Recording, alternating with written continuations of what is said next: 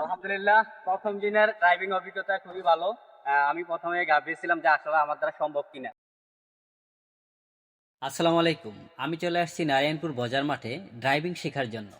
আপনারা অনেকেই আছেন পড়ালেখা শেষ করে কাঙ্ক্ষিত চাকরি পাচ্ছেন না, আবার অনেকেই আছেন ড্রাইভিং শিখে বিদেশ যাবেন ভাবছেন। হুম আজকের ভিডিওটি তাদের জন্য। ড্রাইভিং শিখতে হলে আপনাকে একজন অভিজ্ঞ ট্রেনারের কাছে আসতে হবে। তাই আমিও চলে আসছি আমাদের জুবাইর ভাইয়ের কাছে। আপনারা যারা ড্রাইভিং শিখে দেশ ও বিদেশে উপার্জন করতে চান, তাহলে দেরি না করে চলে আসুন, আমাদের সাথে জয়েন করুন। আর হ্যাঁ, জরুরি ভিত্তিতে ড্রাইভিং শিখতে চাইলে এখনই চুক্তি সাপেক্ষে ড্রাইভিং কাজটি শুরু করতে পারেন। আপনারা যারা স্কুল কলেজ কিংবা মাদ্রাসা শিক্ষার্থী রয়েছেন, তাদের জন্য রয়েছে বিশেষ ছাড় ও অগ্রাধিকার। যারা ভাবছেন নারায়ণপুর থেকে বাসা দূরে, চিন্তার কারণ নাই। আপনি চাইলে নারায়ণপুর স্কুল মাঠ, আশিনপুর স্কুল মাঠ ও নায়ারগাঁও বালুর মাঠ থেকে আমাদের সাথে যুক্ত হতে পারেন। আসসালামু আলাইকুম জুবাইর ভাই, আপনি তো অনেকদিন ধরে গাড়ি চালাচ্ছেন এবং কি অনেককে গাড়ি প্রশিক্ষণ দিচ্ছেন। তো এখন আমরা জানতে পারছি যে আপনি নতুন একটি গাড়ি নিয়েছেন। আসলে আপনার এই গাড়িটা নেওয়ার পিছনের উদ্দেশ্যটা কি?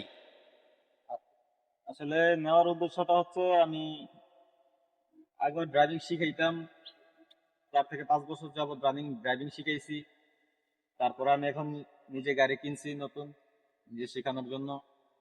তারপরে অনেকে আছে যে দেশ বিদেশে ড্রাইভিং করতে চায়, তো এই জন্য এই গাড়ি কিনা হয়েছে যাতে ড্রাইভিং শেখানো হয়, ড্রাইভিং শেখাতে পারে। এখান থেকে শিখে অনেকেই অনেক ভালো পর্যায়ে আছে, আলহামদুলিল্লাহ। দূর দূরান্তে আছে, গাড়ি চালাইতেছে।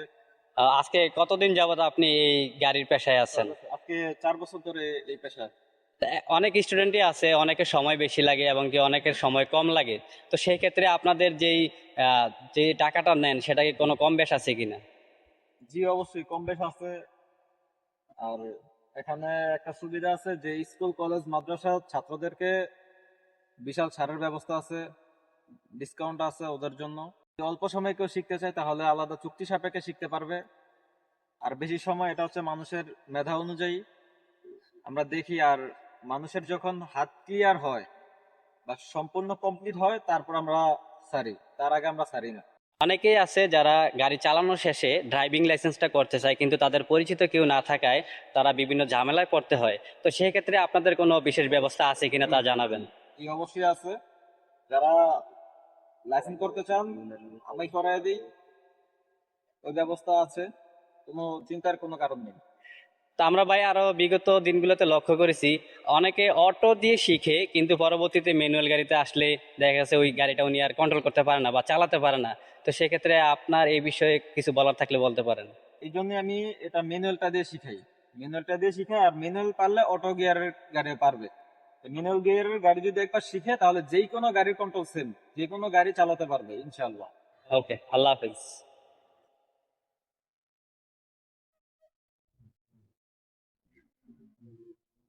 আলহামদুলিল্লাহ, প্রথম দিনের ড্রাইভিং অভিজ্ঞতা খুবই ভালো। আমি প্রথমে ভাবছিলাম যে আসলে আমার দ্বারা সম্ভব কিনা, কিন্তু ভাই যেভাবে দেখিয়েছে, আমাকে দু একবার ইনস্ট্রাকশন দিছে, এর মধ্যে আমি প্রথম রাউন্ডটা কমপ্লিট করতে পারছি। শুক্রিয়া।